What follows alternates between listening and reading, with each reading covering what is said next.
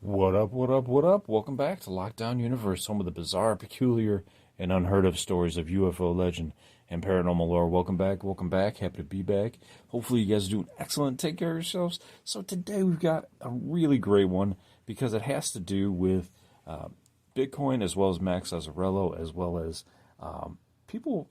People's finances might be going down the drain drastically with a cryptocurrency that doesn't even have a founder. So let's look at this. This is a beautiful image of Bitcoin right here. It even says monetary metals, Bitcoin, digital, decentralized, peer to peer. It's interesting because Bitcoin has become a humongous store of value. It is now the biggest cryptocurrency out there. It has over $2 trillion in it. It is by far has the highest share of the market in cryptocurrency. It has at least 50% last time I looked, if not more. So, as you know, it's pretty big. The other thing about Bitcoin is it started back in 2008, and we'll kind of take a look at its history. But people think that Bitcoin was the very first cryptocurrency out there. It wasn't. There's been others before this that Bitcoin kind of picked and chose to kind of cherry picked off a little piece of information and conglomerated it into creating Bitcoin. Now, here's the problem, okay? So 2008, right here you can see Satoshi Nakamoto wrote a white paper. A white paper is basically a statement, a declaration of what your coin can do, what your company is about, what the goals are. And Satoshi Nakamoto wrote a paper entitled Bitcoin, a peer-to-peer electronic cash system. He registered a domain, bitcoin.org, in August of 2008. On October 31st the same year, a person using the name Satoshi Nakamoto published that paper and presented Bitcoin to the world. It started off and it became huge.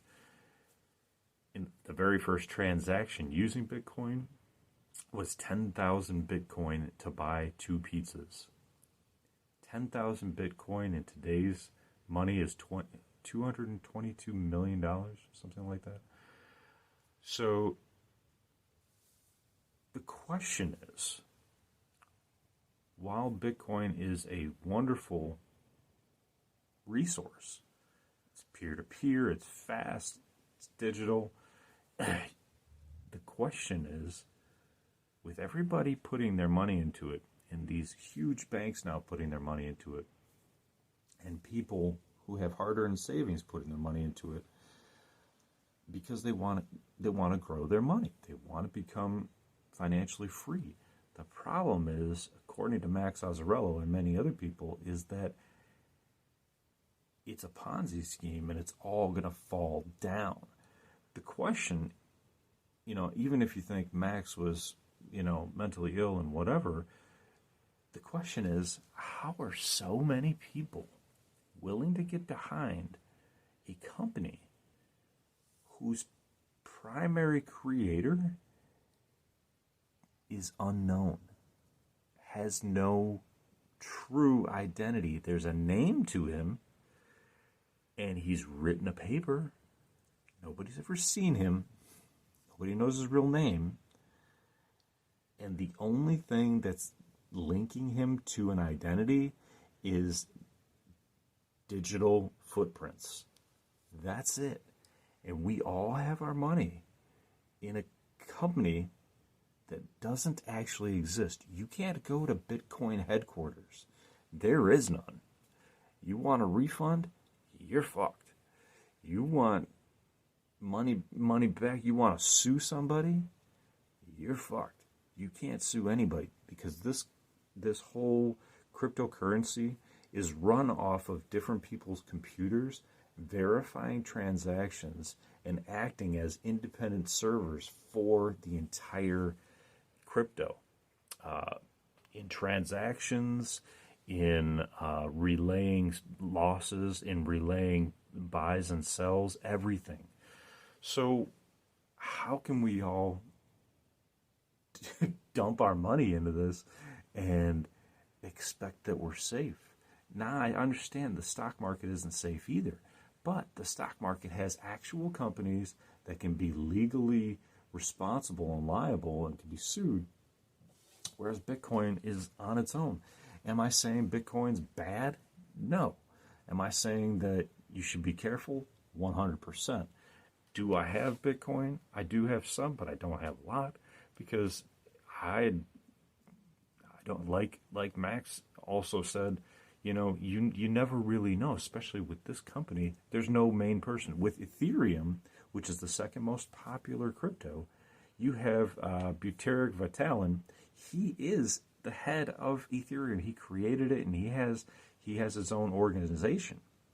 So there isn't a physical head. There is a physical person. There's an organization. There's people that are developing it. With Bitcoin, there's not.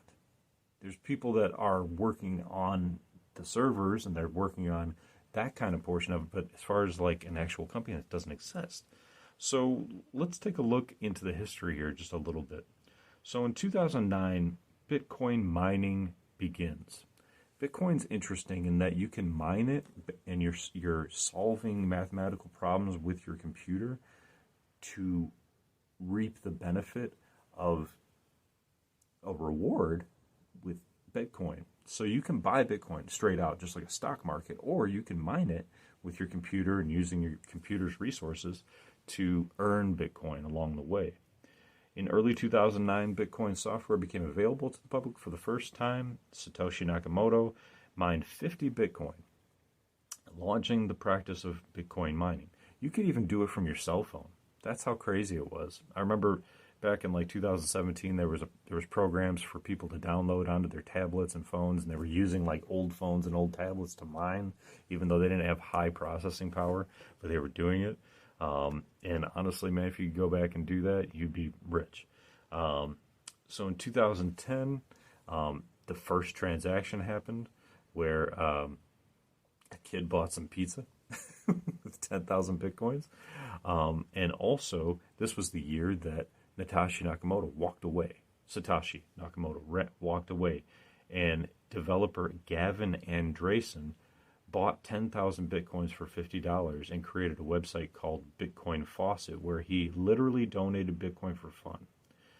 Now, what's interesting is in December 2010, Satoshi Nakamoto posted his last public message to a popular online forum called Bitcoin Talk, where he wrote about some minor details about the last version of the software. And afterwards, he remained in touch with some programmers via email, but there's no trace of him after April 2011. Well, online digital footprints can be done by anybody. Remember the chat rooms of the early internet in the 90s where anybody could be anybody? You could be a girl, you could be a guy, you could be an old man, you could be anybody. Well, now there's a lot of digital footprints. You can be tracked and all that kind of thing. So how come somebody can track him, right? We should know who he is. I mean, there's trillions of dollars invested into this. Look at Max Bankman-Fried, who had his FTX selling platform for crypto just destroyed, and he went to prison. Right, so we have to have people that are somewhat responsible here. So, in 2011, new cryptocurrencies were developed, and you had companies like Litecoin, which is the coin for Coinbase, as well as Ethereum started to populate. So basically you had three cryptocurrencies back in like 2017 that were on Coinbase. You had Litecoin, Bitcoin, and Ethereum, and you could buy them. I remember, just checking those out back in the day. But in 2011, a lot of things started to come out. There's a rise and fall with cryptocurrencies as well, and that's what a lot of people don't like about it, and a lot of people find fishy about it, is that there's this up and down, this build up and hype, and then a sell, right? What do they call it? Pump and dump, where you pump it up, pump it up, pump it up. So, you got people behind the scenes like buying and selling, buying and selling, buying and selling, making it look like there's a lot of volume, and then it dies. And people reap the benefits, but only a certain few. And so I think that's what Max was talking about. Max Azzarello, who lit himself on fire in New York City just a couple days ago, basically said that there's these huge companies behind the scenes that are using cryptocurrency to gain profit from the retail investor, which is us, just a little guy. So they pump it up, and then take the money. The forum, the biggest cryptocurrency exchange that you could buy Bitcoin on back in 2014 was called Mt. Gox. It's on here, Mt. Gox. Weird name for it, but in 2014, Mt. Gox got hacked, and hackers got away with 850,000 Bitcoins. It still isn't clear who was responsible for what remains as the largest theft in cryptocurrency history. So that shut down Mt. Gox because it wasn't secure anymore. And critics all said, "Hey, cryptocurrencies aren't safe." We got warnings. We got warnings of saying, "Hey, man, you think it's safe, and it's not necessarily safe." What you can do is you can take your cryptocurrency and you can put it on a digital wallet. That's a physical wallet, so you can put it in your computer's USB socket. It can transfer it into a code, into an encryption, and then you can carry it around with you so that nobody can actually steal it. It's actually on your USB drive. But if you lose that USB drive, you're screwed. In 2014, founder of the Silk Road crypto website was sentenced to life imprisonment after illegal drugs were found to account for 70% of all the products on his website, which relied on Bitcoin to make sales to anonymous customers. So that's where people were really like, this isn't maybe the best scenario for my money. Maybe I should pull it back. In 2015, Ethereum and altcoins started to boom out. Altcoins are basically coins that weren't Ethereum and Bitcoin. They were different kinds of coins that had different purposes. Some were just jokes. Some actually had functionality on the Ethereum network. So then you had a whole bunch of companies deciding to push into the crypto space and try to get their piece of the pie. And then Bitcoin reached 20,000 back in 2017. This is what caught everybody's eye because everybody started investing into it then. I was talking to everybody. In 2017, people were putting money into it all the time. They were like, oh, it's got up to 10,000. Oh, man, it's launching up through the roof, da-da-da-da-da. Well, yeah, it did, and you should have left your money in there because, man, holy crap, now it's up to 70,000. So as all crypto bubbles go, it burst.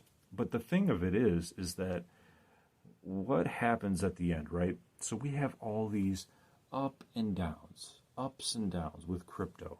There's a development phase where it's fun and it's accepted by the few. And that's where we hit like the 1,000, and then it came back down. Then it reaches, more of like a mainstream media notification and awareness, where people start to see it on TV, hear it on the radio, and that's what happened in 2017.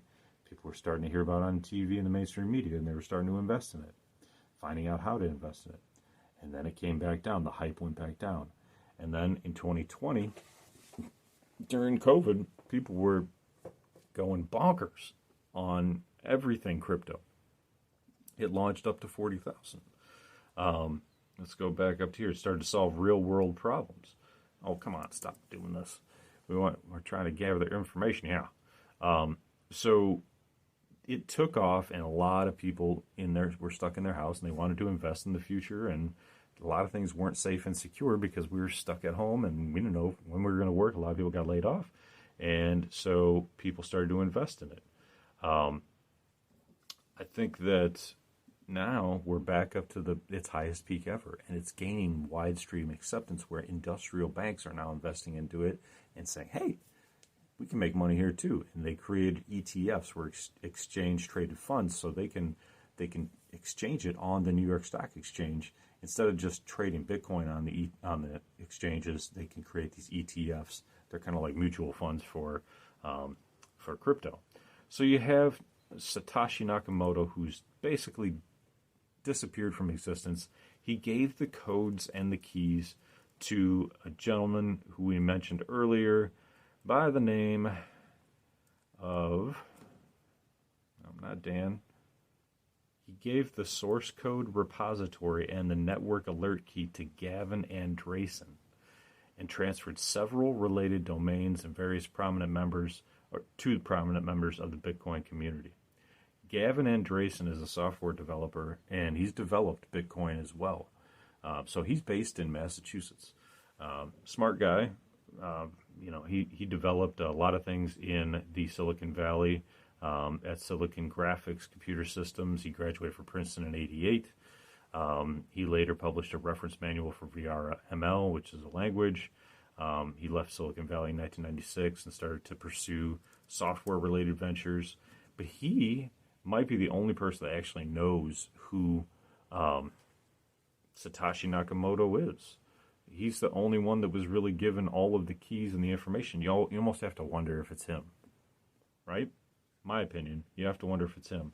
He's saying, I got it given to me, but in all reality, we don't really know. But that's when Nakamoto walked away. He hasn't been seen since. Some people have theories based on the white paper and some other statements that he's made in forums that the way that he's described himself or not described himself, he's talked in these forums, he's used British English. He's stated and used expressions like bloody hard, the term flat, which is an apartment, maths, and he spells gray with Grey. We spell it Gray in America, and color as Colour, which is not how we do it in America. We do Collor, which leads to speculation that Nakamoto was possibly of Commonwealth origin, British. There's a couple other individuals they believe. It could be Hal Finney, who died in 2014, was a pre-Bitcoin cryptographer, pioneer. He made all kinds of things, including precursors to Bitcoin. There's also Dorian Nakamoto, who gave an interview stating that it was not him, even though he has the same last name, and whose birth name is actually Satoshi Nakamoto. But besides the name, there's a number of facts that suggested that he was, in fact, the Bitcoin inventor. He trained as a physicist at Cal State. Nakamoto was laid off twice in the early 90s, turned libertarian. Nakamoto was asked to confirm his identity, saying, I'm no longer involved with that. I cannot discuss it. It's been turned over to other people. They are in charge of it now. I no longer have any connection. So apparently there was a time where he said it was him, and then later on he said it wasn't him. Could it be that he was pressured by the government or someone else to say it wasn't him? There's other articles that say it was just a pseudonym, that Nakamoto's name is actually not really the person's real name, obviously, right? So there's other individuals like Nick Szabo, who has been linked to the Bitcoin white paper using an approach called stylometric analysis. Stylometric analysis is the application of linguistic style to written language. It's how they found the Unabomber. So they look at language, they look at the style used, and they put it through computers, and they figure out who it is. So that's who that particular analysis believes it is. They think it's Nick Szabo, and they found the Unabomber with that. So it could be him. He said, thanks for letting me know, but I'm afraid you got it wrong in doxing me as Satoshi, but I'm used to it. The most convincing evidence pointed to a reclusive American man of Hungarian descent named Nick Szabo, written by Nathaniel Popper in the New York Times. So, could it be Szabo? Could be. Craig Wright is also another potential candidate. He's an Australian academic, and they think he either invented Bitcoin or he's a brilliant hoaxer who very badly wants us to believe that he did it, according to Wired magazine. Wright took down his Twitter account, and neither he or his ex-wife responded to press inquiries. The same day that Gizmodo published a story on him, evidence supposedly obtained by a hacker who broke into Wright's email accounts, claiming that Satoshi Nakamoto was a joint pseudonym for Wright and computer forensics, and Analyst David Kleiman, who died in 2013, writes claim that was supported by Andreessen and former Bitcoin founder John Matonis.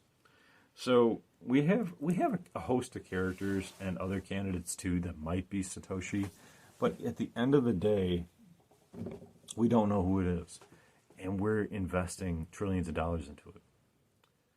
Could these industrial investors, and we're talking about huge banks, be playing us for a fool?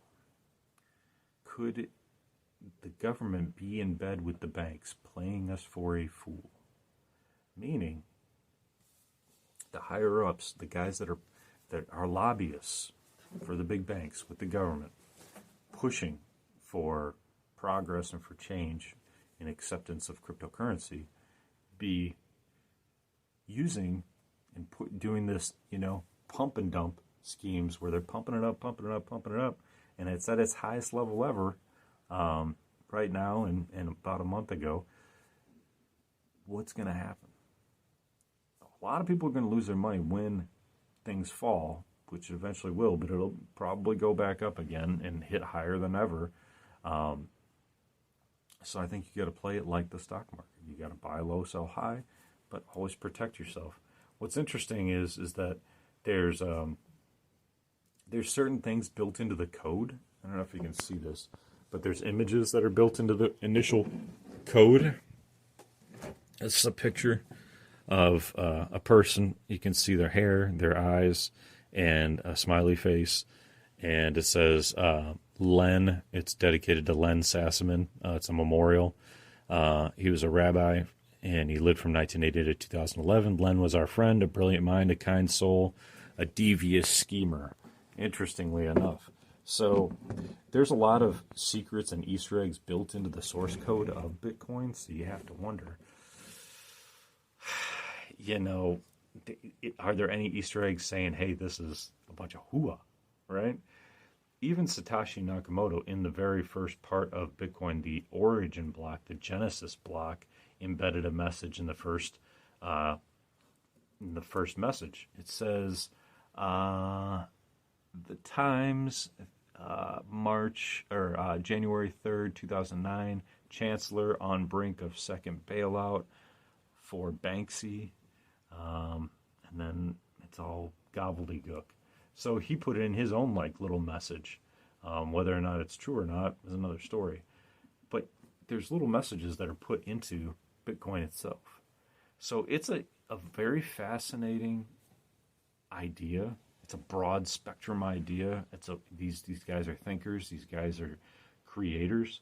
But as we know, the CIA, the NSA funded Google, the biggest website search engine there is ever, to gain access for information. Is it possible that the government also is behind Satoshi Nakamoto and the creation of Bitcoin and sent it to Andreessen, who they could possibly control and manipulate, and knowing that maybe they knew the future, maybe the government knew the future, and they said, hey, let's get on top of this before anybody else does. Keep in mind, there's all these stories and reports of them having the looking glass technology that can look into the future, and if that's the case, they can manipulate the future by changing what's going on in the present. So they could presently create anything they need to control the future. Who is Satoshi Nakamoto?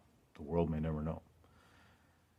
But keep in mind, be aware of where you put your dollars.